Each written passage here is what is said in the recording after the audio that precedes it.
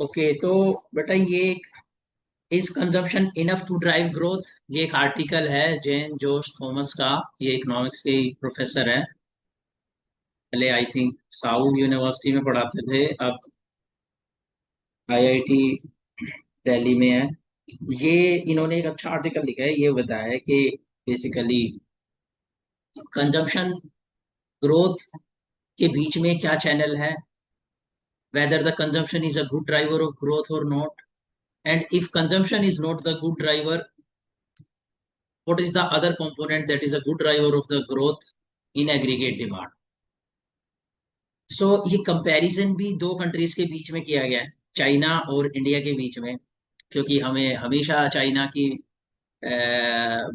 Narrative media में, industry में हम सुनते रहते हैं कि China did this, China did that, China की ग्रोथ एक्सेलरेटेड ग्रोथ रही है for very long period of time.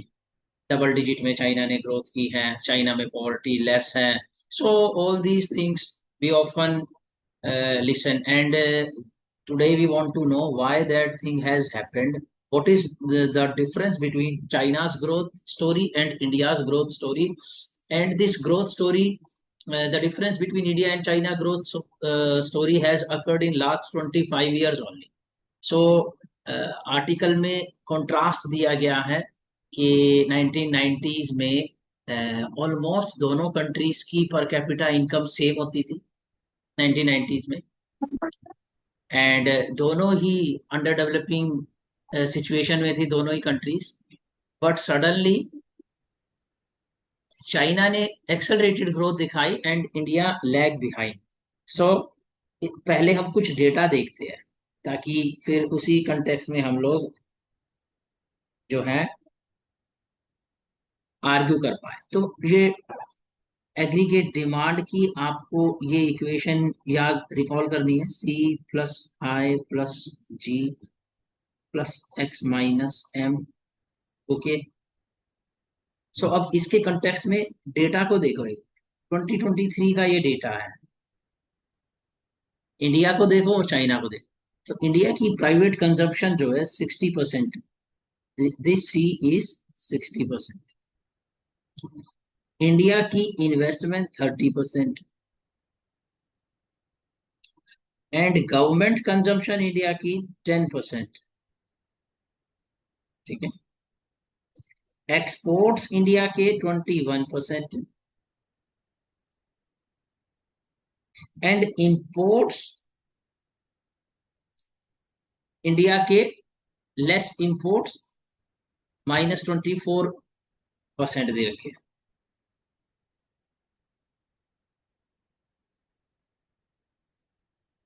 तो बेसिकली यहां से जो नेट डिमांड आनी है इंडिया की जीडीपी की, वो तो नेगेटिव है। तो इंडिया में एक्स माइनस एम के कंपोनेंट से डिमांड लीक हो रही है because imports are more than exports. ठीक है, सो इंडिया की जो ग्रोथ स्टोरी है, जीडीपी की ग्रोथ है, is not trade led, because trade में हम डेफिसिटी इनकर करते हैं, ये आपको पता चल गया। नाउ कमिंग टू दिस, ठीक है,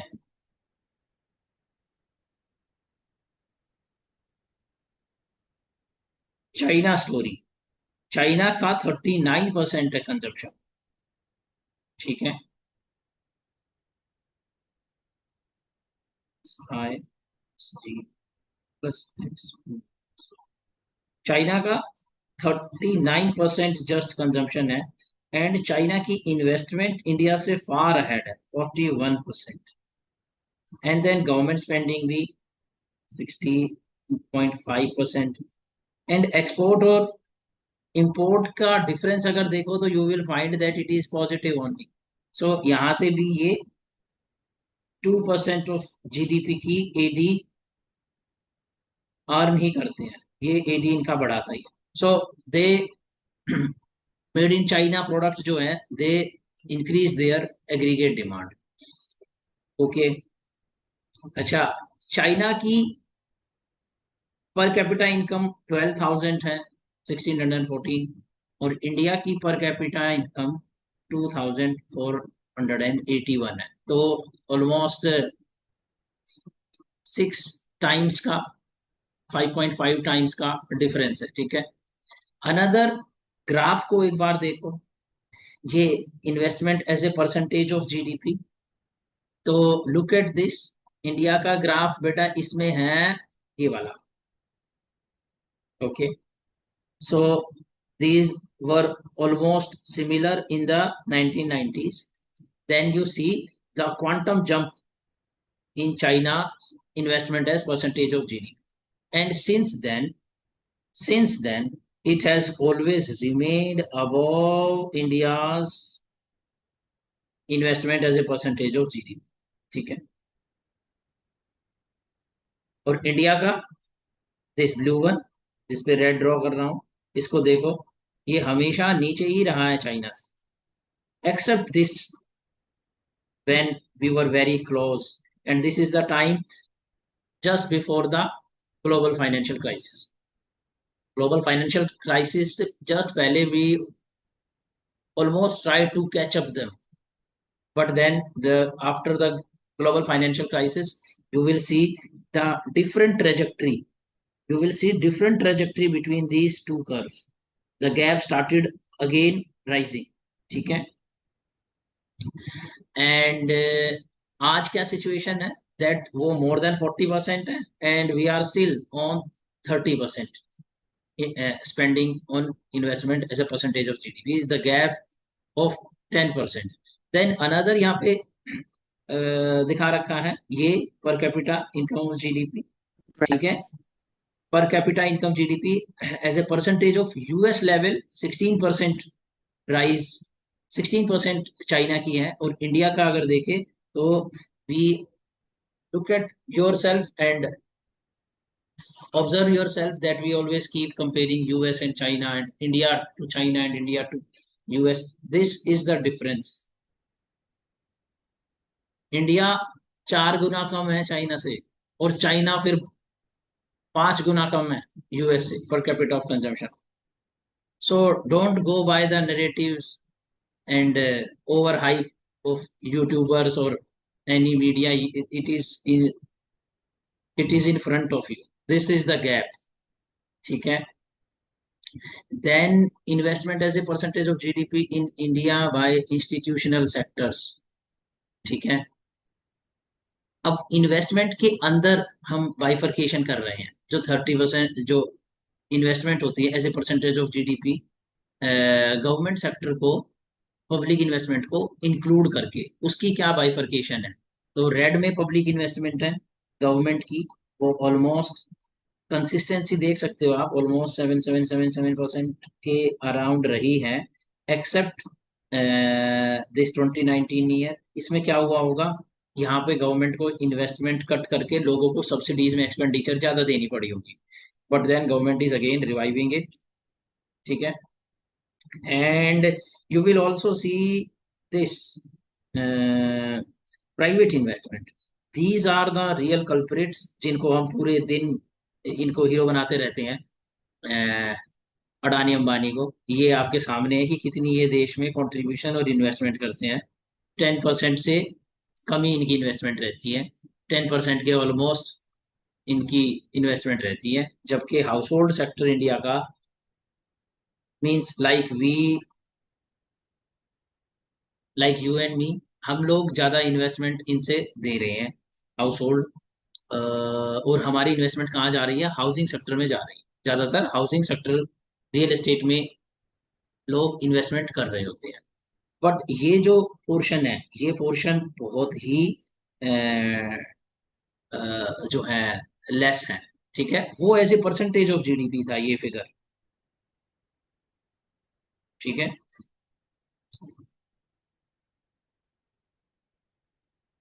ये डिफरेंट डेटा है, ये सबकी मिला के। ठीक है, ओके, अब क्या करना है, अब मैं आपको ये बताता हूं कि हमें इन्वेस्टमेंट का डुअल रोल समझना है। इन्वेस्टमेंट का डुअल रोल होता है। इन्वेस्टमेंट का मेजर डिफरेंस देखा आपने कि इंडिया कंजम्पशन लेड है और चाइना इन्वेस्टमेंट लेड है। तो इन्वेस्टमेंट का डुअल रोल होता है, मैं आपको बताऊं। डुअल रोल ये होता है कि इन्वेस्टमेंट एक तरफ तो एडी को पुश करती है,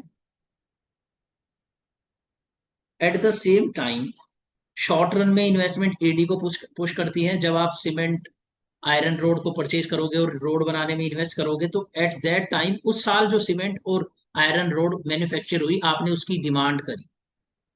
सो आपने एग्रीगेट डिमांड इकोनॉमी में बढ़ाया। Eight the same time investment as को भी पुश करती है, बिकॉज जब वो रोड बन के रेडी हो जाएगा आफ्टर 6 मंथ्स और 1 ईयर, आपने देश की प्रोडक्टिव कैपेसिटी बढ़ा दी। सो इन्वेस्टमेंट इसलिए बहुत इंपॉर्टेंट होती है, और इन्वेस्टमेंट का मल्टीप्लायर इफेक्ट एग्रीगेट डिमांड पे ज्यादा होता है, क्योंकि एक तो फर्स्ट पीरियड में इन्वेस्टमेंट ऑटोनोमस, उसका इम्पैक्ट, देन उसका ripple effect with the consumption multiplier.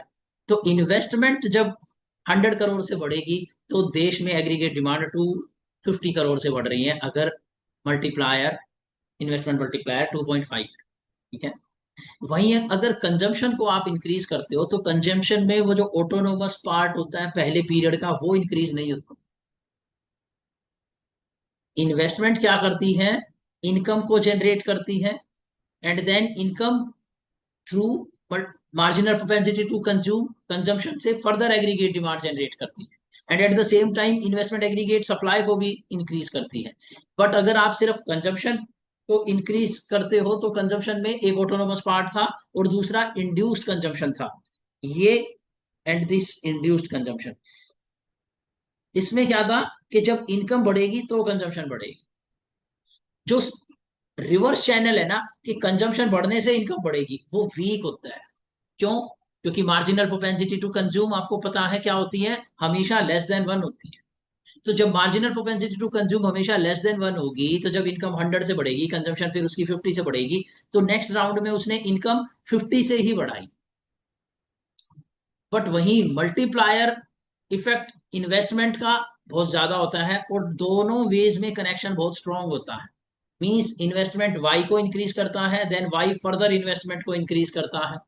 Consumption का जो सेकंड चैनल है, कि वाई इंक्रीज होगा तो कंजम्पशन इंक्रीज होगी, बट कंजम्पशन फिर वाई को कितना इंक्रीज कर सकती है, वो वीक है। तो ये पाया गया, इस एडिटोरियल का जिस्ट ये है कि चाइना ने इन्वेस्टमेंट पे बहुत फोकस किया है, और इंडिया का जो कंपोनेंट है 60% ऑफ एग्रीगेट डिमांड का कंजम्पशन देख रहे हैं। तो वो चैनल वीक होता है कि कंजम्पशन के थ्रू फिर फर्दर इनकम इंक्रीज हो, वो लेस इंक्रीज होता है, वो मल्टीप्लायर इफेक्ट लोअर होता है देन द इन्वेस्टमेंट। इसको passive component of demand Keynes argue करता है कि ये पैसिव कंपोनेंट ऑफ डिमांड है, जो further demand generate, weak generation होती है फर्दर डिमांड की। ये फर्दर नई कैपेसिटी भी क्रिएट नहीं करता है, क्योंकि ये तो आपने कंज्यूम कर लिया। बट इन्वेस्टमेंट कंजम्पशन नहीं होती है, इन्वेस्टमेंट तो फर्दर कैपेसिटी को बूस्ट करती है, और उसका ऑटोनोमस कंपोनेंट जब इंक्रीज होता है, वो मल्टीप्लायर के साथ ज्यादा इंपैक्ट करता है एग्रीगेट डिमांड में, क्योंकि एक तो फर्स्ट पीरियड में उसका इंडिपेंडेंट 100 करोड़ से इंक्रीज हुई इन्वेस्टमेंट, एंड देन उसके बाद 100 करोड़ में से लोगों को जो फैक्टर पेमेंट हुई है, उनसे जो उनकी इनकम हुई है, फिर फर्दर कंजप्शन, यहाँ पे सीधा कंजम्पशन है। दूसरा, इसका भी बहुत रोल होता है गवर्नमेंट स्पेंडिंग का। आप देखोगे कि चाइना की गवर्नमेंट स्पेंडिंग भी 16% है। तो ये क्या करती है, ये रिवाइव करती है, ये बूस्ट करती है प्राइवेट एनिमल स्पिरिट्स को। क्योंकि जब गवर्नमेंट अच्छे रोड इंफ्रास्ट्रक्चर फैसिलिटीज और गवर्नेंस प्रोवाइड करती है, तब इन्वेस्टर को कॉन्फिडेंस आता है कि that his investment will lead to profitability. So ये स्टार्क कॉन्ट्रास्ट है, और इसी के बारे में आर्ग्यू किया है ऑथर ने, कि इंडिया को इस एग्रीगेट डिमांड की कॉम्पोजिशन में चेंज करने की जरूरत। If we want to grow like China, then our this component needs to be strong. Government को ये प्राइवेट इन्वेस्टमेंट की ग्रोथ को स्ट्रॉन्ग बनाना होगा. ये डेटा है, देखो चाइना की इतनी कंजप्शन रहती है, लगभग इंडिया की इतनी जीडीपी रहती है. जब इन्वेस्टमेंट की बात करें तो ऑलमोस्ट 10-12% का गैप रहता है. ये एक टाइम पे 44% थी जीडीपी ऑफ चाइना की. देन ये भी आर्ग्यू किया है कि पोस्ट ग्लोबल फाइनेंशियल क्राइसिस एक डिफरेंट स्टोरी थी इन्वेस्टमेंट की इंडिया और चाइना में. जो गैप थिन हो रहा था 2007 तक, वो फिर से ब्रॉड हो गया, जो ऊपर मैंने दिखाया. रीजन बीइंग, चाइना ने उस वक्त जब after math of the global financial crisis अपनी फिजिकल पॉलिसी चलाई, तो उसमें इन्वेस्टमेंट करी इन सेक्टर्स के अंदर. हमारी जो गवर्नमेंट की स्पेंडिंग जा रही थी वो सब्सिडीज में जा रही थी, मनरेगा में जा रही थी, अदर स्कीम्स में जा रही थी. यानी कंजम्पशन लेड स्पेंडिंग हो रही थी हमारी. और कंजम्पशन लेड स्पेंडिंग हुई तो फर्दर कैपेसिटी हमारी इंक्रीज नहीं हो पाई. जैसे रिन्यूएबल सेक्टर हमारा वीक रह गया. हमने कब रिन्यूएबल्स पे काम करना शुरू करा है? अब जब इंडिया सोलर अलायंस इंडिया ने बनाया है और गवर्नमेंट ने पुश करना शुरू किया है. आफ्टर 2014, 15, 16 में, 17 में रिन्यूएबल्स पर इंडिया ने काम करना शुरू किया है. तब तक चाइना अपनी कैपेसिटी बना चुका था सोलर पैनल्स को प्रोड्यूस करने की. अब वो जो सोलर पैनल्स के इनपुट्स कंपोनेंट्स हैं, इंडिया चाइना से इंपोर्ट कर रहा है. कि हमारे पास वो क्या कहते हैं, कैपेसिटी नहीं है उस सोलर पैनल को मैन्युफैक्चर करने की. हम उसे असेंबल कर रहे हैं. और आपको ये पता है कि once some person started, he remains ahead in the race.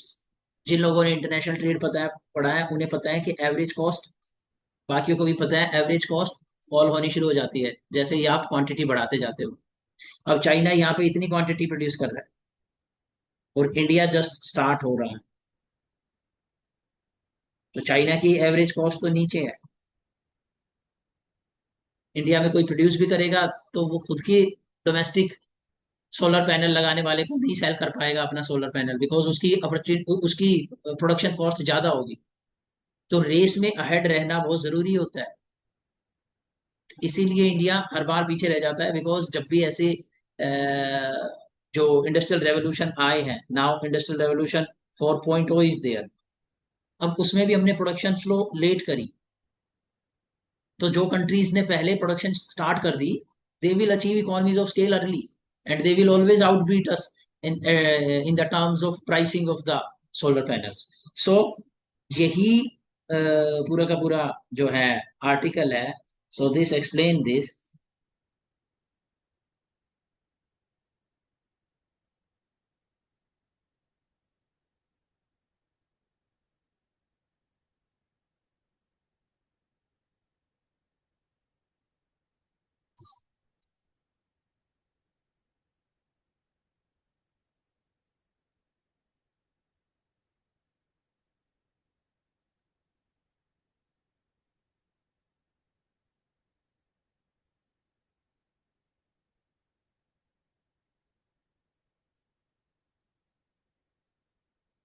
Okay, am I audible? इसको लेके कंफ्यूज नहीं होना बेटा. ये एज एन इंस्टीट्यूशन सेक्टर कह रहे हैं कि जो ये हमारी इन्वेस्टमेंट हो रही है, इसको बाइफरकेट कैसे करें. क्योंकि यहाँ पे गवर्नमेंट की कंजम्पशन है, ये जो इन्वेस्टमेंट है इसको बाइफरकेट कैसे करें. इसमें कुछ प्राइवेट कॉरपोरेट्स की इन्वेस्टमेंट है, फिर पब्लिक सेक्टर की है, और हाउस होल्ड इन्वेस्टमेंट है. ठीक है. तो यहाँ पे आप देखोगे कि हमारा प्राइवेट कॉरपोरेट सेक्टर की इन्वेस्टमेंट बहुत कम है. इनफैक्ट वो खुद इंडिया में इन्वेस्ट कम कर रहे हैं. तो ये एक मेजर इशू है. और इसके बाद ये हाईलाइटेड पार्ट है, इसे आप देख सकते हो, that in the early 1990s the per capita income of India China were almost same. 1990s, सिर्फ 25 साल में इतना डिफरेंस हो गया. Both countries were equally poor with the average income of an Indian और Chinese resident being approximately 1.5% of average income of an American. सिर्फ 1.5%. but by the 2023 China per capita income has grown to 5 times as high as the Indian level, 2.45 times as high if purchasing power difference between the two countries are considered. As a proportion of US level, the per capita income of China and India were 15 and 3% respectively. ठीक है, फिर ये एक important highlighted part है. China's investment rates have been significantly higher than India from 1970s on. 1992 में उनकी investment 40% थी, तब हमारी 27% थी. उसके बाद India and China narrowed down, the gap in investment rate narrowed down in the first half 2008. ये ही हमारे देश का ड्रीम रन पीरियड ग्रोथ का बोला जाता है. इसी में हमने highest growth first UPA period में आज तक अचीव की है. तब इन्वेस्टमेंट रेट कितनी थी? 35.5%. यही इंडिया की highest. However, the two countries responded to global financial crisis and its aftermath starkly different ways. ठीक है, the investment rate took a big hit in India specially after 2012. China में क्या हुआ? battered its economic challenge with considerable expenditure, primarily through its state-owned enterprises in areas such as infrastructure, advanced manufacturing, renewables, artificial intelligence. एक और चीज यहाँ से निकल के पता है क्या आती है? देखो, जो क्रिटिकल एरियाज है ना, क्रिटिकल एरियाज, एक इंपॉर्टेंट लेसन हमारे लिए पता है क्या है? क्रिटिकल एरियाज जहां पर ना अनसर्टेनिटी बहुत हाई है, लेकिन जहां पे ना डिविडेंड भी बहुत हाई है. ये कहाँ होता है बेटा? कटिंग एज टेक्नोलॉजीज में.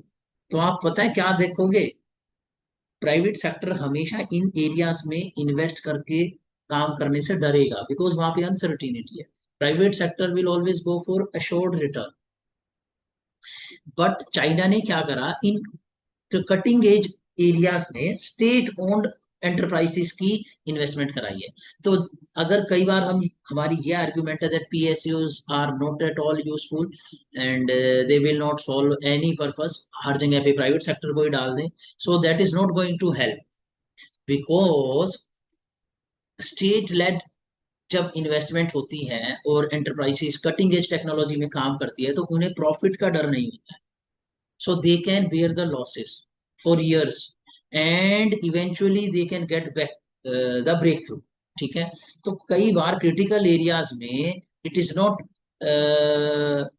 The right thinking that always हमारा जो है क्रिटिकल एरियाज, जो कटिंग एज टेक्नोलॉजी या किसी भी सेक्टर में प्राइवेट सेक्टर की इन्वेस्टमेंट से ही बेनिफिट होने वाला है. Okay, am I audible? Hello, hello, am I audible? Hello, Yes, sir.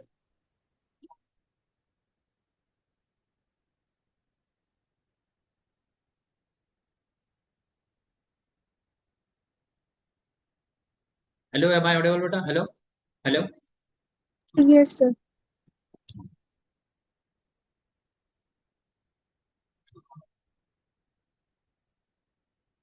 Okay, तो 2013 का देखो डेटा, 44% राइज हो चुकी थी चाइना की इन्वेस्टमेंट, जबकि इंडिया की 31 पे आ चुकी. ठीक है, एक लास्ट की चीज दिखानी है आपको, chart two. The only segment that has shown some vitality is household investment, especially in residential buildings, and that too during 2010s. The continued reluctance of private capitalists to spend more in economy is a sign of their sagging animal spirits. In times like this, the government needs to step in with its investment, particularly in critical sectors, to boost private sector confidence and help the benefits of growth to broaden population. ठीक है, However, the government has not shown resolve, including in the latest union budget, to provide investment boost to the Indian economy. Instead, the tax concession and the unwillingness to significantly raise government spending indicate a preference for low growth trajectory pulled by consumption of the middle and upper class. तो चक्कर ये है कि government को बहुत सारी subsidies और ये फ्रीबीज ये कट करनी पड़ेगी, तब जाके गवर्नमेंट के पास इतना पैसा बचेगा कि वो इन्वेस्टमेंट में, इंफ्रास्ट्रक्चर में इन्वेस्ट कर पाए। ये एक सबसे बड़ी प्रॉब्लम है। सो क्योंकि then you can someone link it कि क्यों फिर ये बोला जाता है कि वन नेशन वन इलेक्शन, एक ही बार में इलेक्शन कर दो, because strong central government and for a longer period of time is required. तो इसके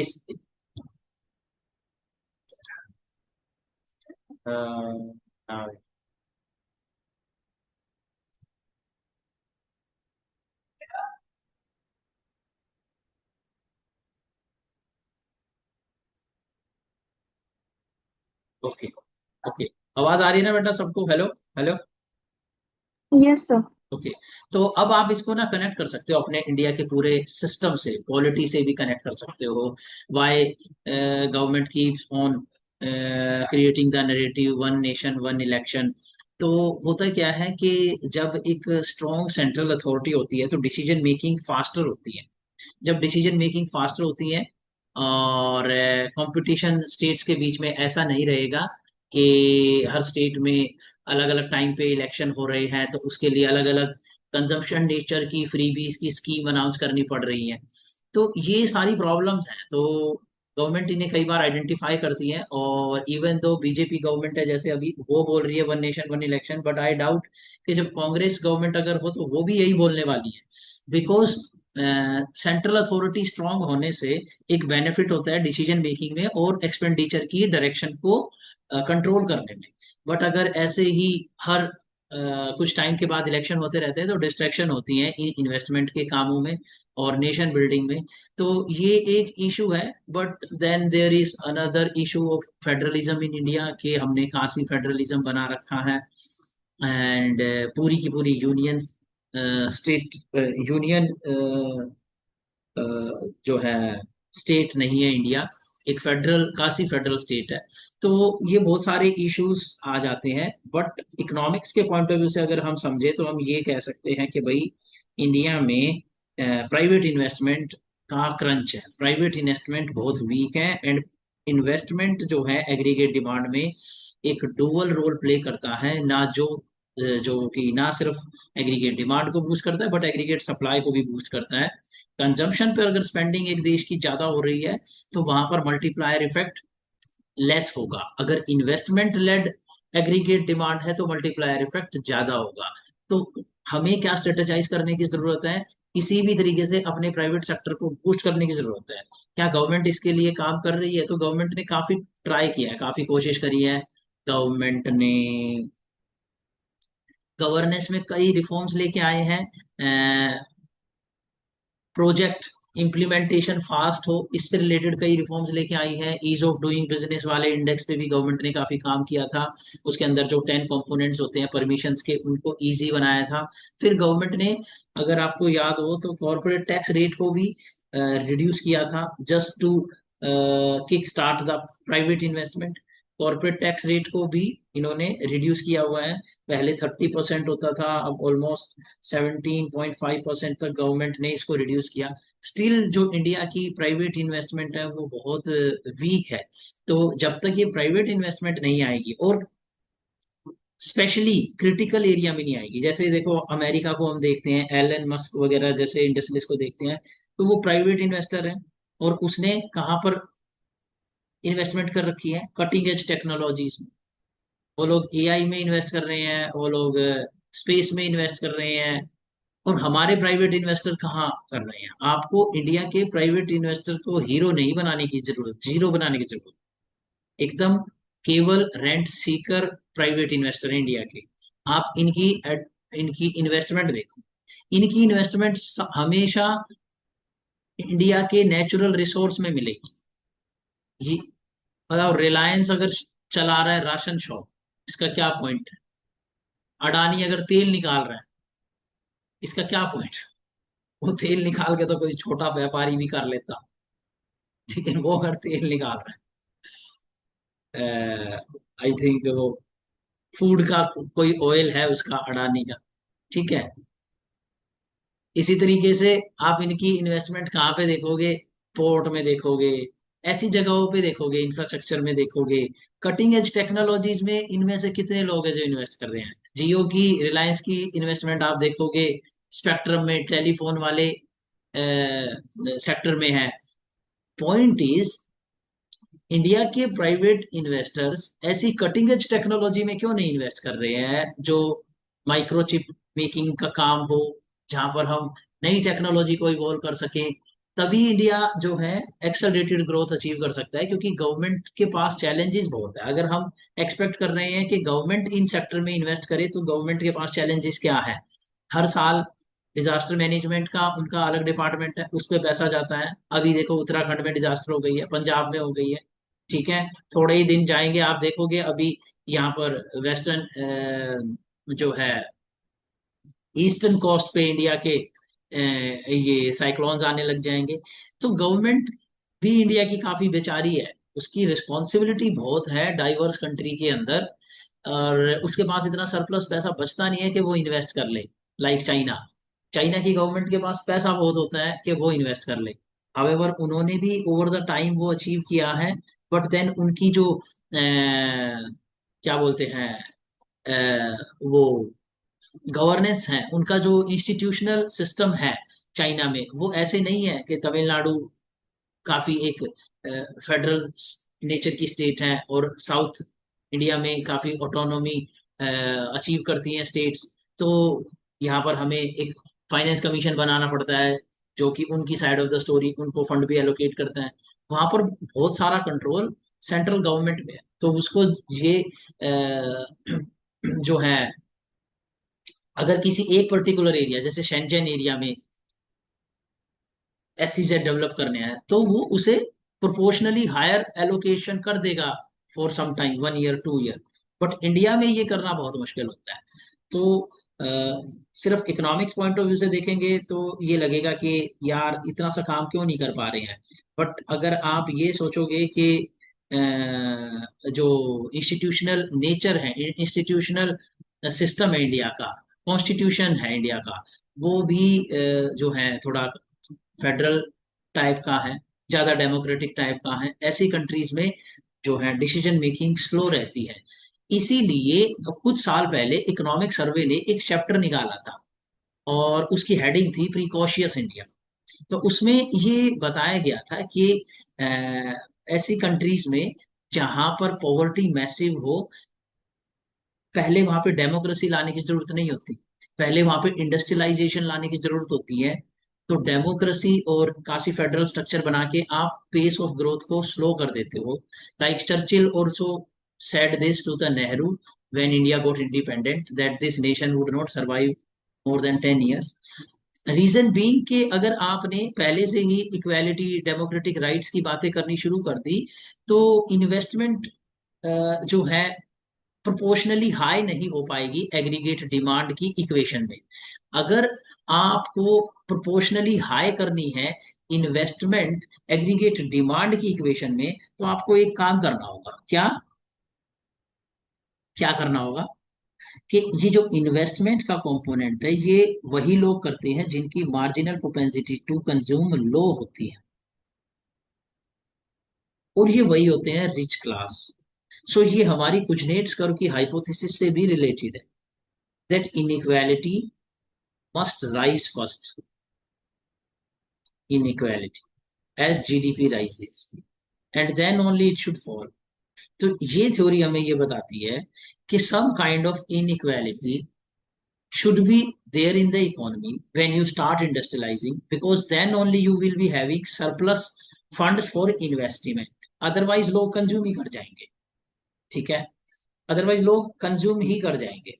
तो इंडिया का जो गवर्नेंस स्ट्रक्चर है, जो इंडिया का इंस्टीट्यूशनल स्ट्रक्चर है, जो वैल्यूज है, उन वैल्यूज से डेमोक्रेसी स्ट्रॉन्ग तो हुई है, लेकिन उसकी एक अपॉर्चुनिटी कॉस्ट है कि हम मैसिव स्केल पे फास्टर डिसीजन मेकिंग के साथ इन्वेस्टमेंट लेड काम नहीं कर पाए हैं। और शायद यही रीजन है कि 1960s तक, लेट 60s तक इंडिया की और चाइना की जीडीपी की ग्रोथ सेम थी। In fact many people criticise Nehru, but you will be surprise to know that Nehru के पीरियड में एक 5 ईयर प्लान में हमारे देश की जीडीपी की ग्रोथ चाइना से ज्यादा थी।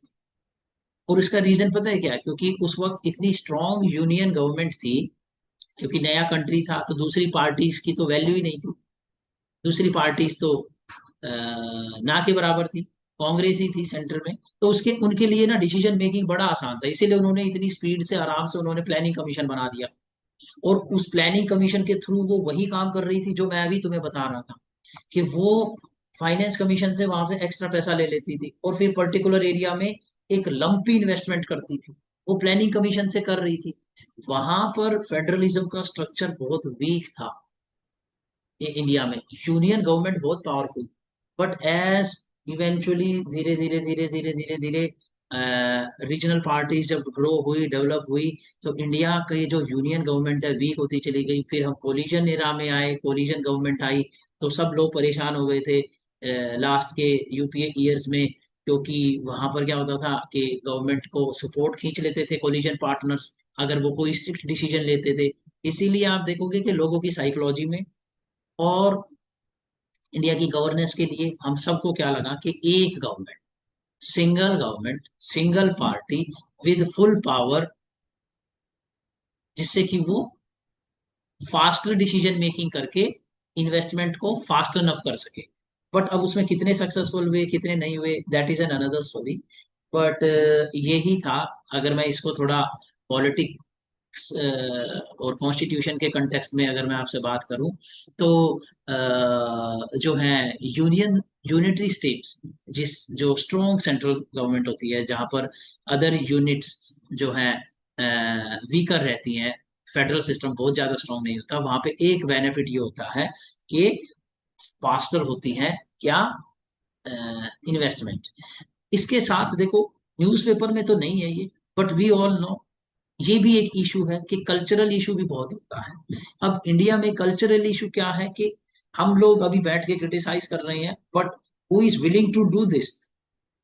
We all want government jobs, safe and secured.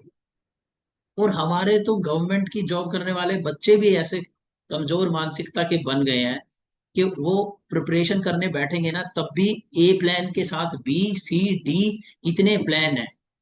ये जो ये बेटा वीकनेस होती है, ये माइंड की साइकोलॉजिकल वीकनेस होती है। जो ये आदमी सोचता है कि नहीं हुआ तो, नहीं हुआ तो मर नहीं जाओगे, जैसे हो वैसे ही चलता रहेगा, कुछ नहीं बदलने वाला। सिर्फ बदलेगा जब जब हो गया तो इंडिया की जो कल्चरल वीकनेस है ना, वो रिस्क टेकिंग कम है। ये फैक्ट है। इंडिया की जो कल्चरल वैल्यूज है वो रिस्क एवर्स है, रिस्क टेकिंग कम है लोग। और जब ये रिस्क टेकिंग कम होगी तो स्टार्टअप कल्चर, इन्वेस्टमेंट वो खुद ही गिरेगी। अगर लोगों की साइकोलॉजी में हो कि हमें इन्वेस्टमेंट करनी है, हमें स्टार्टअप बिजनेस करनी है, चलानी है, तो अपने आप प्राइवेट इन्वेस्टमेंट बूस्ट करेगी। अब आप देख सकते हो इंडिया का जो यूथ है, कितना टैलेंटेड और कितना सारा यूथ। जस्ट इमेजिन, जो है क्या कहते हैं, प्रिपरेशन नहीं कर रहा है। अगर हम एक छोटी सी कम्युनिटी बनाते हैं, जैसे हम आप 15-20 बंदे मिल जाएं और हम एक आइडिया पे काम करें और रिस्क लें, सारी मेहनत करें, साल 2 साल बाद, तो पता है आप जॉब से ज्यादा बेटर काम कर रहे हो। बट सिचुएशन इज, वो जो फियर है ना, वो सबसे बड़ी प्रॉब्लम है। तो यहाँ पे एक कल्चरल वैल्यू जो है वो बहुत इंपॉर्टेंट है कि क्यों बाकी नेशंस ने, वेस्ट ने डेवलप करा, क्योंकि उनके कल्चर में रिस्क टेकिंग है। यहाँ पे रिस्क एवर्स कल्चर है। तो एक ये इशू है। Now coming to the another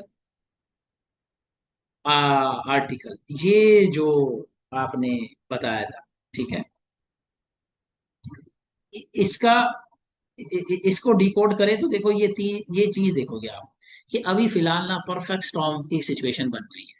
perfect storm की सिचुएशन ये हो गई है कि टैरिफ टैरिफ की वजह से काफी सारी इकोनॉमीज का, जैसे इंडिया एक्सपोर्ट करता था यूएस में, तो टैरिफ 50% हो गया है। इंडिया एक्सपोर्ट सरप्लस था, ट्रेड डेफिसिट है India, but with the US India trade surplus.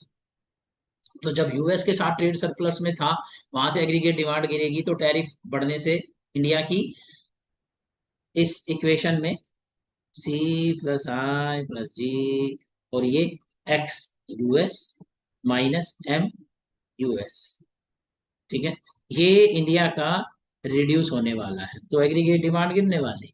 Okay. फिर चाइना शॉक 2.0। अच्छा, एक चीज के बारे में तो लोग डिस्कस ही नहीं कर रहे, वो समझ नहीं आ रहा है उन्हें कि टैरिफ की वजह से चाइना भी एक शॉक दे सकता है। क्यों? क्योंकि चाइना भी बहुत एक्सपोर्ट करता है यूएस में, तो चाइना का एक्सपोर्ट यूएस में क्या हो जाएगा, बंद हो जाएगा। Then what you know what they can do, वो फ्लड कर सकते हैं, पहले भी इन्होंने किया है, फ्लडिंग कर सकते हैं वो बाकी की कंट्रीज में। अब देखो, ये इंडिया के साथ जाके हंस रहे हैं, बोल रहे हैं, गले मिल रहे हैं, क्योंकि इन्होंने टैरिफ लगा दिए हैं। ये भूल गए हैं कि ये क्या करने वाला है इससे, क्योंकि इसकी भी एडी गिरी है, तो ये उस एडी को जो सरप्लस प्रोडक्शन कर रखी है, ये इन्हें इंडिया की तरफ धकेलने वाला है। और क्योंकि यूएस से तो इंडिया बिगाड़ ही चुके हैं, अब चाइना से तो हाथ मिलाना ही पड़ेगा। ऐसी सिचुएशन में पता है क्या, हमें चाइना के इंपोर्ट्स लेने पड़ेंगे, चाइना के एक्सपोर्ट्स को हमें झेलना होगा। और वो पता है लो कॉस्ट पे प्रोड्यूस करेंगे, बहुत लो कॉस्ट पे। वो अपने एक्स्ट्रा को जो है फ्लडिंग कर देंगे चीपर रेट्स में। प्राइस डिस्क्रिमिनेशन देखा था ना तुमने, चाइना ऐसा काम कर सकता है अपनी डोमेस्टिक मार्केट में, भले ही वो प्रोडक्ट्स को हाई वैल्यू पर सेल किया हो, हाई प्राइसिंग पे, इंडिया में उसे लो वैल्यू लो प्राइस पे सेल कर देगा। और इससे क्या होगा, हम उनकी कॉस्ट कॉम्पिटिटिवनेस को मैच नहीं कर पाएंगे, और नो प्रॉफिट नो लॉस पे सेल कर देंगे अपने प्रोडक्ट्स को। लॉस से तो बेटर है, और हमारे जो डोमेस्टिक प्रोड्यूसर्स है उसके प्राइसिंग को compete नहीं कर पाएंगे।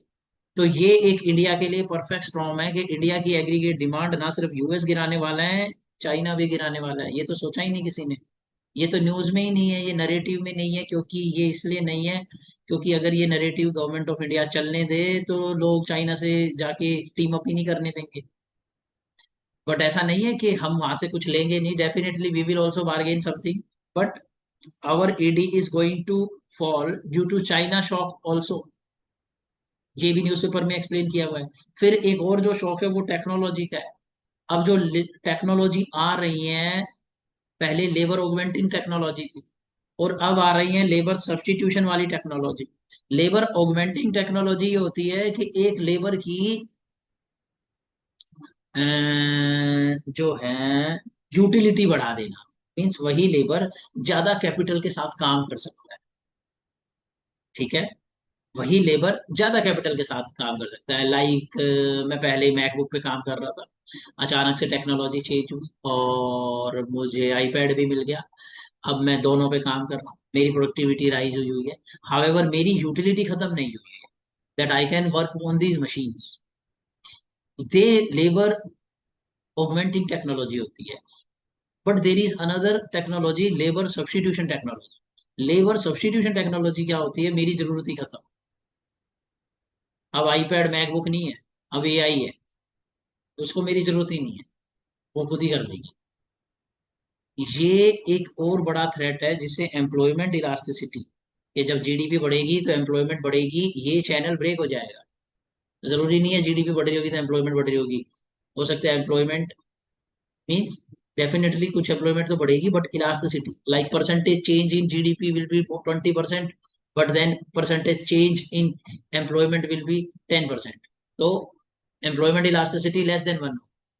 अब इन चीजों का सॉल्यूशन क्या है, ये आर्टिकल में एक्सप्लेन किया है। सॉल्यूशन क्या है इसका? पहला सॉल्यूशन तो ये है कि डोंट टर्न इनवर्ड, ठीक है, इसका मतलब चाइना से ही आपका ट्रेड बंद हो रहा है ना, तो एंटी ट्रेड मत हो। ये मत सोचो कि तुम डोमेस्टिक डिमांड से ही, क्योंकि आपकी C = 60% है, इसी से काम चला लोगे अपने ही देश में self. Don't use this weak mind thinking. What you do, you diversify, you find another other partners, you try to bargain the EU FTA, UK FTA, बाकी कंट्रीज के साथ फ्री ट्रेड एग्रीमेंट्स करो, एंड बाकी सबके साथ team up करके, like China के साथ, रशिया के साथ और बाकी अदर कंट्रीज के साथ टीम अप करके WTO को स्ट्रॉन्ग बनाने की बात करो। अगर यूएस नहीं करना चाहते तो यूएस रहे अकेला, we don't need US for the trade, सारा ट्रेड यूएस ही तो नहीं होता है। 85% के अराउंड ट्रेड यूएस, वर्ल्ड में 85% ट्रेड विदाउट यूएस ही है, तो there is also space. Another thing, अगर हमने इनवर्ड टर्न कर दिया और हाई टैरिफ बैरियर लगा दिए, इंपोर्ट सब्सटीट्यूशन इंडस्ट्रियलाइजेशन करी नेहरूवियन इराकी, इनिशियली जो हमने मिस्टेक की थी, वो हमारी कंपनीज को, इंडस्ट्रीज को और प्रोटेक्टिव बना देगी। वो फिर और कॉस्ट कटिंग में या रिसर्च में, इनोवेशन में काम नहीं करेंगे, ऑलरेडी वो इतने प्रोटेक्टेड है, सेफ प्ले करते हैं एकदम। तो यहाँ पे एक थ्योरम की बात करी गई है, learner symmetry theorem. Learner symmetry theorem ये कहता है कि अगर आप 10% की इंपोर्ट टैरिफ लगाते हो,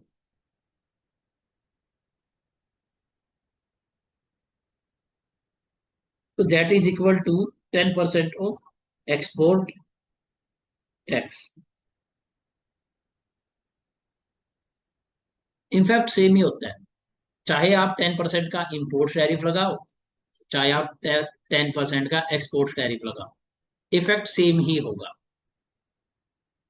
तो आपके डोमेस्टिक प्रोड्यूसर्स हर्ट ही होंगे, कंपटीशन आपकी इकोनॉमी में प्रोडक्शन का लेस ही होगा, आप फर्दर R&D और इनोवेशन कर नहीं पाओगे। बेसिकली वो ये कह रहे हैं कंपटीशन से डरने की जरूरत नहीं है, कंपटीशन में स्ट्रगल करने की जरूरत, और कंपटीशन से डरने वाले ट्रेड को बंद कर देते हैं। यहाँ पे एक आर्ग्यूमेंट रहती है, जिन्होंने पहले पढ़ा है, इम्पोर्ट नहीं, वो इन्फेंट इंडस्ट्री प्रोटेक्शन। ये इन्फेंट है हमारी इंडस्ट्री, तो हम अभी इंपोर्ट एक्सपोर्ट नहीं खेल रहे, हम ट्रेड नहीं कर रहे हैं, पहले हमारी इंडस्ट्री को बड़ा होने दो, ताकि वो LAC पे लोअर पॉइंट पे आ जाए, एवरेज कॉस्ट नीचे आ जाए, वो भी ₹10 पर यूनिट सेल कर पाए, then we will open up our trade. But होता क्या है कि, मैं बताता हूँ आपको क्या होता है, जब तक हम ट्रेड ओपन नहीं करते ना, ये यहाँ पे आता ही नहीं है, ये यही बैठा रहता है। डोमेस्टिक बायर भी सफर होते रहते हैं, क्योंकि इसको इंसेंटिव ही नहीं है, ये क्यों स्केल बढ़ाए या कॉस्ट को गिराए, प्रेशर ही नहीं है इस पे, ये इसी पे 12 पे ही हायर प्राइस पे जनता को सेल करता रहता है। ये तो मोनोपोलिस्ट हो गया ना बेटा। परफेक्ट कंपटीशन में कब कन्वर्ट होगी ये, जब बाहर के प्लेयर्स को भी आने दो, पार्टिसिपेंट्स को बढ़ने दो, तब कंपटीशन होएगा। So being anti trade, you know what being anti trade means? It means you are creating monopolist in your country। बस भले ही एक बार वो टीका लगा लें और जय श्री राम बोल देंगे, और फिर उसके बाद वो मोनोपोली का प्राइस तुमसे चार्ज करेंगे। तो भाई इससे हमारे को क्या फायदा, भले ही वो इंडियन है, लेकिन जनता का तो नुकसान ही है। ट्रेड को ओपन करो, ट्रेड को ओपन करने से उन लोगों के ऊपर कंपटीशन बढ़ेगा और वो ज्यादा प्रोड्यूस कर पाएंगे। तो हमारे इंडस्ट्रियलिस्ट को भी इनडायरेक्टली ज्यादा प्रोटेक्ट करने की सरकार को जरूरत नहीं है, क्योंकि बाकी जनता उसकी cost in terms of higher price पे बाइंग, लोअर क्वालिटी करती है। और वो इंडस्ट्रियलिस्ट जो है, वो भी उसी छोटे बच्चे की तरह है जो ये बाहर जाके खेलने से डर रहा है। हमें उसे खिलाने भेजना पड़ेगा कि जाओ बेटा बाहर जाके खेलो तो सही, तभी तो स्ट्रांग बनोगे। तो ये सॉल्यूशन वो बता रहे हैं। देन वो बता रहे हैं रिफॉर्म्स, रिफॉर्म्स, रिफॉर्म्स करो, जिसमें कि गवर्नमेंट ने एक अच्छा स्टेप अभी ले लिया है कि GST को हमने 2 रेट्स में ही कन्वर्ट कर दिया है, 5% और 18%। ये फर्स्ट रिफॉर्म है और इसको कैरी करने की जरूरत है। फैक्टर रिफॉर्म्स भी करो, फैक्टर रिफॉर्म्स में लैंड रिफॉर्म्स, लैंड की सेल परचेज, इजी बनाओ ताकि लोग उस पर इन्वेस्ट करके जल्दी बिजनेस कर सके। ठीक है, उससे कॉस्ट ऑफ प्रोडक्शन रिड्यूस होती है। चाइना प्लस वन अगर आपको बनना है तो इन फैक्टर रिफॉर्म्स में लेबर लॉस को रिफाइन करो, लेबर लॉस को फ्लेक्सिबल बनाओ। लैंड रिफॉर्म्स, क्योंकि लैंड भी एक फैक्टर इनपुट है, उसको भी फ्लेक्सिबल बनाओ, उसकी सेल परचेज। तो अगर ऐसा होगा, जैसे कि अभी भी इंडिया के अंदर क्या है कि अगर एग्रीकल्चर लैंड है उसका ये यूज नहीं हो, एक्स यूज नहीं हो सकता, वाई यूज नहीं हो सकता, डब्ल्यू यूज नहीं हो सकता। इसकी वजह से वो लैंड का यूज ही नहीं कर पाता है फार्मर, अगर वो चाहे कि फार्मिंग से शिफ्ट हो जाए किसी फैक्ट्री प्रोडक्शन में, तो वो भी वो यूज नहीं हो पाते हैं। तो इंडिया में इन सारी चीजों पे क्विक डिसीजन लेने का टाइम है। और पता है क्या प्रॉब्लम है इसमें? फिर से स्टेट लिस्ट में है लैंड। अब गवर्नमेंट करे तो क्या करे? स्टेट लिस्ट में है क्या? लेबर। अब यूनियन गवर्नमेंट क्या करे बताओ? अगर वो जाएगी लेबर पे रिफॉर्म्स करके फोर्सफुली इंप्लीमेंट करे, लैंड पे करे, तो बाकी स्टेट्स फिर क्या कहते हैं, फेडरलिज्म के नाम पे शाउट करेंगी। तो ये जो स्ट्रक्चर है ना, ये इंडिया की गवर्नेंस का और पॉलिटिकल और सोशल स्ट्रक्चर जो है वो बड़ा ही मुश्किल हो गया है। तो वो हमारी स्पीड स्लो करता है रिफॉर्म्स की। ठीक है। सो फिर एक ये है solution, pending labour capital ratio. तो जो लेबर सब्स्टिट्यूशन करेगी टेक्नोलॉजी, तो वो आपकी लेबर कैपिटल रेशो को लो करने वाली है। आपको क्या चाहिए कि लेबर कैपिटल रेशो हायर हो, तभी तो जॉब्स क्रिएट कर पाओगे। तो ये लेबर कैपिटल रेशो को बेंड कैसे करोगे? लेबर कैपिटल रेशो को इंक्रीज कैसे करोगे? स्किलिंग करके, ताकि हमारे जो वर्कर्स हैं वो इतने स्किल्ड हो कि एआई के साथ काम कर सके, एआई उन्हें प्रॉपरली रिप्लेस ना कर पाए, उनके पास कुछ क्रिएटिव वैल्यू एडिशन देने के लिए हो। Then only we will be able to maintain higher employment. तो स्किलिंग, एजुकेशन, फिर उसके साथ री स्किलिंग, अप स्किलिंग, कॉन्स्टेंटली आने वाला जो टाइम पीरियड है वो ऐसा टाइम पीरियड है कि एक बार स्किल करके आप 4-5 ईयर से ज्यादा सर्वाइव नहीं कर पाओगे, क्योंकि 4-5 ईयर में टेक्नोलॉजी और स्पीड से चेंज होगी, आपको अपग्रेड करना पड़ेगा इंडस्ट्री के रेलेवेंट रहने के लिए। आफ्टर दिस इसके अंदर सारे के सारे ये जो है डेटा ही है। ओके। पर एक और इम्पोर्टेंट चीज है कि जैसे यूएस ने, फ्यू नोटिस, इतना परसेंट एवरेज टैरिफ रेट बढ़ाया है अपने देश में, इतना हाई टैरिफ रेट 1930s में ही था। ठीक है। अच्छा, ये एक इंपॉर्टेंट फैक्टर है बेटा जो लेस डिस्कस्ड है, trade diversion and China shock 2.0। ठीक है। तो देखो, ये जो ट्रेड वॉर चाइना के साथ स्टार्ट हुआ है ये 2017 में ही हो गया था, यूएस ने स्टार्ट कर दिया था। तब उन्होंने क्या बताया था कि ever since US started imposing tariff in 2017, China has begun to redirect its export to developing economies from Latin America and Africa to Asia, with US tariff on China hiked from 10% to 42%। India पे 15% किया है, यहाँ पर इनके इनको 42% China को tariff impose किया। India पर 25 किया था, बट क्योंकि रशिया से ऑयल ले रहे हैं तो उसकी एक पेनल्टी एक्स्ट्रा। ठीक है। अदरवाइज चाइना का 42% हायर था, हमारा लेस था, बट हमारे को उसकी एक्स्ट्रा पेनल्टी देनी पड़ी है। ठीक है। सो height from 10% to 42%, expect that dynamic to accelerate sharply, dynamic to accelerate sharply। ठीक है। ये क्या कह रहे हैं कि ये भी बढ़ सकता है। चाइना इज 42 से भी, China is currently floating in excess capacity, बहुत एक्सेस कैपेसिटी है। मींस एक्सेस कैपेसिटी तुम्हें पता है ना, माइक्रो इकोनॉमिक्स में भी पढ़ा था। एलएसी नीचे जा रखा है, लोअर कॉस्ट पे प्रोड्यूस कर सकते हैं थोड़ा, फैक्ट्रीज प्रॉपरली पूरी यूज नहीं हो रही हैं, प्लांट स्केल उनका बहुत साइज बड़ा है, हायर प्लांट साइज है ये वाला, ये छोटे वाले प्लांट साइज से हायर प्लांट साइज है बहुत। तो यानी ये एक्सेस कैपेसिटी है, they can produce lot of quantity with lower cost. So China is currently floating with excess capacity that is driving deflationary pressure at home. Emerging markets must therefore brace for this Chinese excess capacity to flood their market at price they can scarcely compete with. Surging Chinese imports have impinged on domestic manufacturing in Thailand. Thailand इसकी penalty पे कर चुका है. Indonesia and India in recent years. ठीक है. Expect those pressures to increase dramatically after Trump tariff. ये एक बहुत बड़ा इशू होने वाला है. ठीक है. The US experienced China shock in early 2000. China ने यूएस के भी साथ फ्लड कर दी थी उनकी मार्केट अपने चीपर एक्सपोर्ट से 2000 में. Emerging markets brace for China 2.0 shock after Trump tariff. Not only must they prepare for more protectionist world that hinders export, but EME's emerging markets must also simultaneously play defense at home to compete against rising influx of Chinese imports that threaten their domestic manufacturing base. तो ये कैसे करेंगे भाई? Competition तो करना पड़ेगा.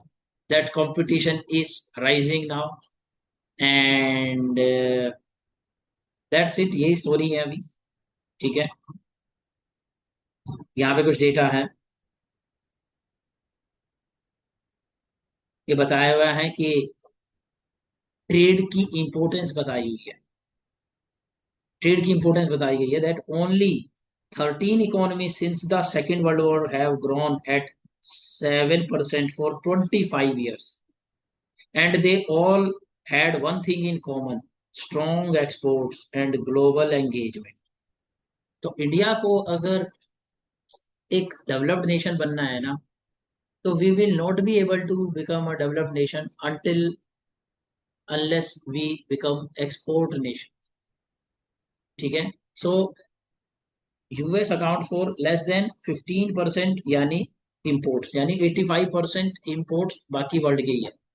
सो there is hope yet for the rest of the world to promote rules based multilateral trade. So इसीलिए US नहीं कर रहा है तो हमें एंटी ट्रेड होने की जरूरत नहीं है, बिकॉज बिना ट्रेड करे India will never be able to achieve greatness. ठीक है. ओके.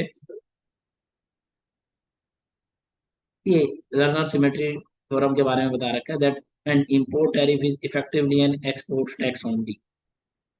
Export tax. सो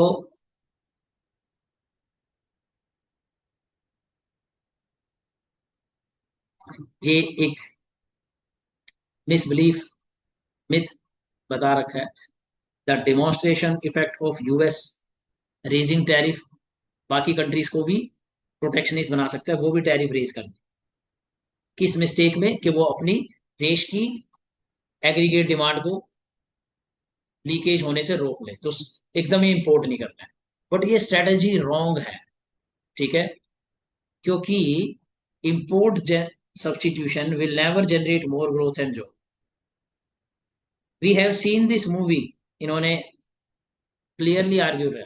हमने ये मूवी देखी है before in India and know how it ends. India ने यही तो किया था, import substitution industrialisation. Nehruvian era में हमने ये ट्राई किया है, एंड उसके बाद भी काफी टाइम तक इंडिया ने 1990s तक ये मूवी देखी है. और इंपोर्ट सब्सटीट्यूशन इंडस्ट्रियलाइजेशन से हमें कोई बेनिफिट नहीं हुआ. इनफैक्ट वहीं तो हम पीछे रह गए ग्रोथ में. सो अब दोबारा से इंपोर्ट सब्सटीट्यूशन इंडस्ट्रियलाइजेशन पर जाने का कोई पॉइंट नहीं है. हमें ट्रेड तो ओपन रखना ही होगा. ठीक है. और उसके लिए हमें वर्क करना होगा. सो यही सारे रिफॉर्म्स लिखा रखे हैं. देखो, reforms, reforms, reforms.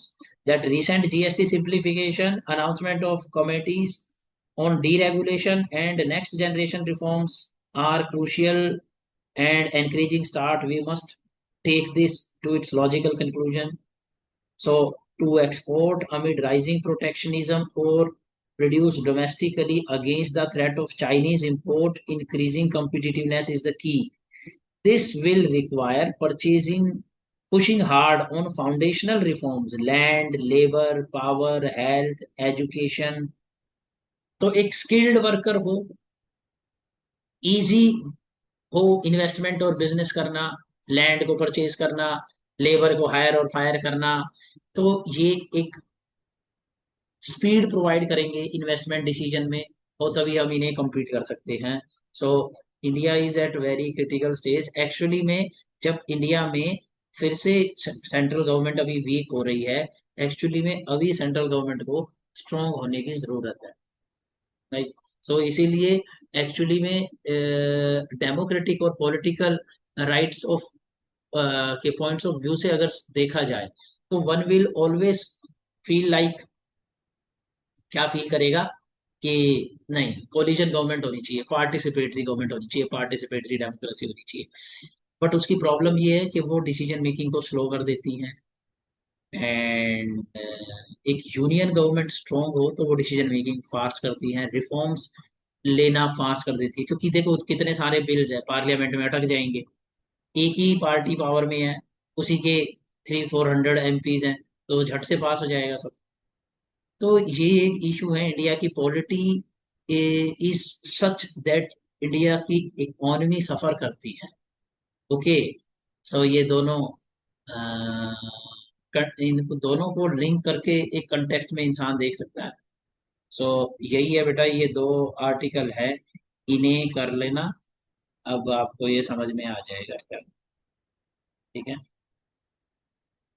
तो इससे बहुत सारा फॉर्डर मिल जाता है, बेसिकली आपको कंटेंट मिल जाता है इससे बहुत सारा। जैसे ये आर्टिकल अच्छा है, तो ये आर्टिकल भी अच्छा है, आपको देखो बहुत सारा डेटा मिल गया यहाँ से। You can argue now, you can contrast it with China, you can say that why investment is Huawei. Huawei क्या है? हुवेई चाइना की कंपनी है। हेलो, हुवेई क्या है बेटा? चाइना की स्टेट लेड कंपनी है, आई गेस, है ना। और हुवेई के साथ बड़ा इशू हुआ था अभी यूएस में, उसको बैन भी कर दिया, केस भी चल रहा था, क्योंकि उन्होंने ये वन प्लस वगैरह ये टेक्नोलॉजी से ना काफी जो है R&D में यूएस की टेक्नोलॉजी वाले प्रोडक्ट्स में मार्केट ग्रैब करना शुरू किया है। That is hurting US. US क्या कह रहा है कि बाकी कंट्रीज ना बिना टेक्नोलॉजी वाले गुड्स हमें कितने भी सेल कर लो, लेकिन अगर टेक्नोलॉजी वाले गुड तुम हमें सेल करना शुरू करोगे, तब US will turn anti trade, क्योंकि technology is the power and key. वो टेक्नोलॉजिकल स्फेयर में किसी की इंटरफेरेंस नहीं चाहता है, टेक्नोलॉजी स्फेयर में चाहते हैं कि हमें बस इन लोगों से वीट और राइस ही लेते रहो, बट इनसे टेक्नोलॉजी के प्रोडक्ट नहीं, वो हमारे ही सेल होंगे, क्योंकि टेक्नोलॉजिकल प्रोडक्ट में, अच्छा, वीट और राइस में पता है क्या है डिफरेंस? वीट और राइस में ना गॉडली फर्टिलिटी पावर है, उसमें वैल्यू एडिशन मैन मेड की कम है। इलेक्ट्रॉनिक गुड में पता है क्या होता है, मैन का दिमाग और मैन की वैल्यू एडिशन ज्यादा है। तो ऐसे गुड्स जहां पर वैल्यू एडिशन मैन की ज्यादा होती है, एम्प्लॉयमेंट ज्यादा जनरेट करते हैं, और जहां पर नेचुरल रिसोर्सेज होते हैं वहां पे एम्प्लॉयमेंट कम जनरेट हो। सपोज ऑयल एक्सपोर्ट कर रहे हो और नेचुरल रिसोर्स है, सपोज कोल एक्सपोर्ट कर रहे हो, और एग्रीकल्चर प्रोडक्ट्स एक्सपोर्ट कर रहे हो, नेचुरल गुड्स है, तो एम्प्लॉयमेंट जनरेशन कम होगी। एम्प्लॉयमेंट जनरेशन मैन्युफैक्चरिंग में ज्यादा होती है। इसीलिए मैं बार बार आप लोगों को यही कह रहा होता हूँ, मैन्युफैक्चरिंग और इंडस्ट्री इंपॉर्टेंट है, क्योंकि लेविस मॉडल यही बताता है। वो यही कहता है कि हमें एक रिच नेशन बनना है, तो ये एग्रीकल्चर में हमारी सरप्लस लेबर है, ये इंडस्ट्री है, हमें इस सरप्लस लेबर को यहाँ पहुंचाना है। लेकिन ये सरप्लस लेबर यहाँ पर जब जाएगी, जब ये इंडस्ट्री एक्सपोर्ट करेगी या इंडिया की डोमेस्टिक नीड को ये सेटिस्फाई करे, क्या हम कुछ ऐसा प्रोडक्ट बना रहे, अगर इंडिया आज ऐसा प्रोडक्ट पूरी मेहनत करके टेक्नोलॉजी लगा के एप्पल जैसा प्रोडक्ट बना दे, आई कैन टेल यू बहुत मैसिव एम्प्लॉयमेंट प्रोड्यूस हो जाएगी, और सबकी हायर रियल वेज के साथ। क्या ये पॉसिबल है? इतना कर दो, बस इतना करना है। अगर किसी भी तरीके से सारे भगवानों को मिला के इंडिया के, और सारी सरकार को मिला के और सब लोगों को मिला के हम बस ये एक चीज बना दें, बस इतना करना है आपको इंडिया को रिच बनाने के। क्योंकि अगर ये हमने कर दिया तो हम अपने खुद के डोमेस्टिक मार्केट में जितने एप्पल कंज्यूमर हैं उनको हम अपना ही फोन बेचेंगे, और बाकी की कंट्रीज में भी बेचेंगे। और एप्पल का फोन देखो कितना महंगा होता है, it is very costly, 1.5 lakh तक का। अब उस 1.5 लाख के हर एक फोन में पता है कितनी जॉब जनरेट होंगी, मैसिव और हायर रियल वेज वाली। इतना ही तो करना है बस। बस ये, बस इतना कर दो, एक एप्पल का प्रोडक्ट बना दो, तो इंडिया की प्रॉब्लम सॉल्व है। तो आप सोच सकते हो कि R&D में इंडिया कितनी पीछे है, टेक्नोलॉजी में कितनी पावर है, कि हम ये एक चीज नहीं बना सकते। If we are able to make this one thing only, India की प्रॉब्लम सॉल्व हो जाएगी। ठीक है बेटा। सो दैट्स इट, यही था, टेक्नोलॉजी इज द की। और ये दोनों आर्टिकल अब आप पढ़ लेना। ठीक है, इस डेटा से कंफ्यूज मत होना, इस डेटा से, ये चार्ट 2 से, ये इन्वेस्टमेंट को इन टर्म्स ऑफ इंस्टीट्यूशन दिखा रहा है, बट हमारी टोटल इन्वेस्टमेंट यही है। ठीक है, टोटल इन्वेस्टमेंट, इसमें अब कुछ इन्वेस्टमेंट प्राइवेट सेक्टर से आई होगी। ठीक है, और प्राइवेट सेक्टर को आप दो में बाइफरकेट कर सकते हो, प्राइवेट कॉरपोरेट में और हाउस होल्ड में। तो दोनों को हम प्राइवेट ही मानेंगे। ठीक है, दैट्स वाई ये जो चंक है तुम्हें, ये प्राइवेट ही है पूरा। 15 प्लस 11, 26, 27 होगा। ठीक है, ओके, ये प्राइवेट कॉरपोरेट और हाउस होल्ड इन्वेस्टमेंट टोटल। अब इसके साथ ये गवर्नमेंट की पब्लिक इन्वेस्टमेंट। ठीक है बेटा, ये गवर्नमेंट की कंजम्पशन है। कंजम्पशन क्या होती है, सैलरीज दे रहे हो, है ना, इंटरेस्ट पेमेंट कर रहे हो पुराने डेट पे, वो कंजम्पशन होती है। फिर गवर्नमेंट इन्वेस्टमेंट कितनी कर रही है, 7% कर रही है।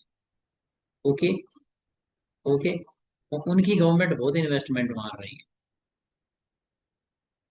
ठीक है, इसके अंदर ये जो 41% आपको दिखाई दे रहा है ना चाइना का इन्वेस्टमेंट, इसमें काफी मेजर चंक है चाइना की गवर्नमेंट का भी।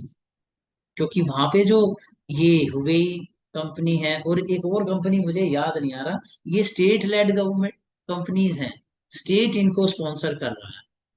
सो पता है ये ना क्या होता है, इसका नाम मैं बताता हूँ आपको आज ही, चैंपियंस मॉडल। इनको, इसको चैंपियंस मॉडल कहते हैं। तो पता है इंडिया भी इसको इमिटेट करने की कोशिश कर रहा है। तो पता है कैसे, आपको अडानी एंटरप्राइजेस दिखाई दे रहा है, लेकिन उसके नीचे बैकिंग है स्टेट की, स्टेट की बैकिंग है उसके नीचे। LIC का बहुत पैसा उनको फंडिंग दे रहा है लो कॉस्ट पे। और गवर्नमेंट ने अभी बिहार में क्या किया है, 1 रुपी पे बहुत सारा लैंड दे दिया है। ये चैंपियंस मॉडल है। It is not only restricted to India, बाकी कंट्रीज ने, और चाइना से पहले US ने भी ये किया है। वो क्या करते हैं कि एक बंदे को पकड़ते हैं, इंडस्ट्रियलिस्ट को, उसके पीछे गवर्नमेंट के रिसोर्सेज लगा देते हैं, और फिर उसे कहते हैं कि भाई अब स्पीड से तुम इन्वेस्टमेंट करो। ऐसा क्यों होता है कि थिनिंग ऑफ इन्वेस्टमेंट नहीं होती है। एक कंसेप्ट होता है, थ्योरी होती है thinning of investment, that if you will increase the competition, let's say 5 investors are standing in front of, and government divides its resources 50 rupees to 5 of them, 10 10 10, तो सबके पास चंक ऑफ रिसोर्सेज 10 10 होगा, and then it will be difficult to achieve economies of scale. So पता है क्या करते हैं ऐसे case में, हम्म, ऐसे केस में ये करते हैं कि चारों को हटा के एक को ले लो, और एक को 50 ही इन्वेस्टमेंट दे दो, और कहाँ पे प्रोडक्शन कराओ, क्या होने वाला है। मैं आपको सारी बातें बता सकता हूँ, लेकिन फिर भी मैं बोलता हूँ कि सारे रेशनल आपको मैं गवर्नमेंट के बता सकता हूँ, फिर भी मैं ये बोलता हूँ कि ऐसी गवर्नमेंट खतरनाक होती है जो धर्म को यूज करती है। That is the biggest flop show off this government. बाकी बहुत सारे काम अच्छे करने हैं, जैसे कि यहाँ पे मैं आपको जस्टिफाई कर सकता हूँ कि क्यों अडानी को 1 रुपए में बिहार में जमीन मिली है, और क्यों अडानी इलेक्ट्रिसिटी प्रोडक्शन में गवर्नमेंट लेके गई है। क्योंकि वो कौन सा केस है, अगर माइक्रो इकोनॉमिक थ्योरी रिकॉल करो तो नेचुरल मोनोपोली का केस है। वहां पे एक ही प्लेयर रहेगा तो एवरेज कॉस्ट को ज्यादा रिड्यूस कर पाएगा। और जब एवरेज कॉस्ट को रिड्यूस कर पाएगा, और ये क्या है, इंफ्रास्ट्रक्चर, और ये क्या है, इलेक्ट्रिसिटी, जो कि बहुत इंपॉर्टेंट है मैन्युफैक्चरिंग के लिए। तो cheap electricity is the power of investment. ये बूस्ट करना है ना। I can tell you on the basis of economic science, government is doing the right thing by providing Adani with 1 rupee land, and by supporting him with LIC funds. Other countries have also done that, and it is called champions model. There is nothing wrong with that. The problem is that conservative attitude in other areas, social areas, that create social fissures, social division, and that can break a nation. Because ऐसा पहले भी हुआ है बाकी countries में। ऐसी government को बहुत इकोनॉमिस्ट इनफॉर्मली पता है क्या बोलते हैं, पोलियो गवर्नमेंट। पोलियो गवर्नमेंट की दिक्कत पता है क्या है, they are modern in economics, they are conservative in society, social. Sociology और इकोनॉमी इनकी मैच नहीं करती। एक पैर सही है, दूसरा पैर खराब। To run faster we need both the legs. Anyway, ये चैंपियंस मॉडल जो है is a hope for India, that it's a hope for India, that maybe we can jumpstart it, this investment. So it is not a bad thing if we do so, but then we should also be modern in our approach in other spheres of the society, because that carries the risk of division and social fissure in the society. Social fissure अगर generate हो जाते हैं तो पता है क्या होता है, इवेंचुअली गवर्नमेंट अनस्टेबल हो जाती है। जब गवर्नमेंट अनस्टेबल हो जाएगी तो फिर ये चैंपियंस मॉडल भी अनस्टेबल हो जाएगा। So the right approach is,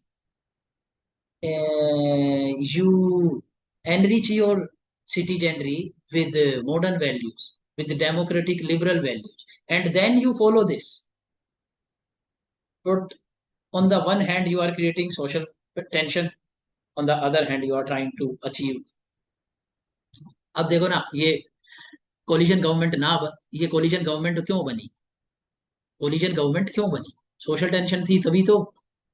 social Fisher को ओपोजिशन एक्सप्लॉइट कर गया तभी तो। ओपोजिशन ने सोशल फिशर को एक्सप्लॉइट करा कि दलित विरोधी है, मुस्लिम विरोधी है। अब जब ऐसे सोशल फिशर क्रिएट होंगे तो फिर वोट कहाँ से मिलेंगे। अगर यही गवर्नमेंट फिर से 350 रहती तो कितना बेनिफिट होता कंट्री को। अब वीक हो गई है उनकी डिसीजन मेकिंग, फर्दर वीक हो जाएगी अगली बार अगर उन्होंने ये सोशल फिशर क्रिएट होने दिए। So that's why a stable government is needed for the success of champions model, and stable government is dependent on stability in the society। Social fissure नहीं होनी चाहिए, नरेटिव सोशल फिशर के against नहीं होना चाहिए। I mean social fissure creating narrative नहीं होना चाहिए। So that's it. तो ये आपको याद रखनी है। सोशल फिशर वर्ड एक बहुत अच्छा वर्ड है जिसको आप पेपर में GS2 में एंड अदर एरियाज में यूज कर सकते हो। तो ठीक है, ये है आज के आर्टिकल, और बाकी करेंगे नेक्स्ट क्लास में। ऐसे कोई भी आर्टिकल आपको मिले जो आपको लगे अच्छा आर्टिकल है तो मुझे शेयर कर देना, मैं आपको फिर वो उसकी समरी मैं डिस्कस कर दिया करूँगा। ठीक है, नेक्स्ट, इससे मेरा टाइम बच जाएगा। इंडियन एक्सप्रेस, द हिंदू, इन दो के आर्टिकल आप मुझे शेयर कर दिया करना, ठीक है। इन दो के आर्टिकल आप मुझे शेयर कर सकते हो, बाकी न्यूज़पेपर के मैं खुद देख लूंगा, जैसे Business Line, Live Mint, Business Standard, इन दो के मैं खुद देख लूंगा। और जब ऐसे शेयर करो तो ऐसे ही शेयर करना मुझे, जैसे मैंने आपको शेयर किया पीडीएफ में, डिजिटल पीडीएफ में, ताकि वो क्लीन साफ दिखाई दे जब मैं आपके साथ ये डिस्कस करूँ। ठीक है, तो ये करते रहना, इससे काफी आपको पता चलेगा कि जब हम पेपर वन खत्म करेंगे तो आपकी आधी इंडियन इकोनॉमी तो पहले ही हो रखी होगी। ठीक है, ज्यादा कनेक्ट कर पाओगे। और ये छोटा छोटा डेटा जैसे, ये याद करना सीख लो, इसको याद रखना सीख लो, ये वाला डेटा, ये जो डेटा है इसको याद रखना सीख लो। ऐसा आपको ये डेटा पता होना चाहिए, बिकॉज इसी के बेसिस पे तो कंट्रास्ट करोगे, आर्ग्यू करोगे। ये थोड़ा थोड़ा डेटा, ये जैसे इंडिया की GDP as a percentage of US per capita, GDP per capita income 1990 का, और फिर ये, इसको कंट्रास्ट करना। तो सारा डेटा नहीं, लेकिन जो की डेटा है जिसके बेसिस पे तुम्हें आंसर को आर्ग्यू करना है वो लिखते चलो। ठीक है, उसको राइट डाउन कर लो किसी एक बुक, कोई एक छोटी सी पतली कॉपी बना लो, जिसमें तुम इन एडिटोरियल्स का डेटा और इनकी की फाइंडिंग्स लिखते रहो। ठीक है, और ऐसे की टर्म्स, जैसे ये था, ये लर्नर सिमेट्री थ्योरम, ये की टर्म्स जो हैं आपको थोड़ा सा इसको गूगल करना, थोड़ा पढ़ना। ये आपको, ऑल्दो मैं इसको ट्रेड में कराऊंगा, ये आपको थोड़ा एडिशनल एडवांटेज दिया करेंगे। ठीक है, ओके।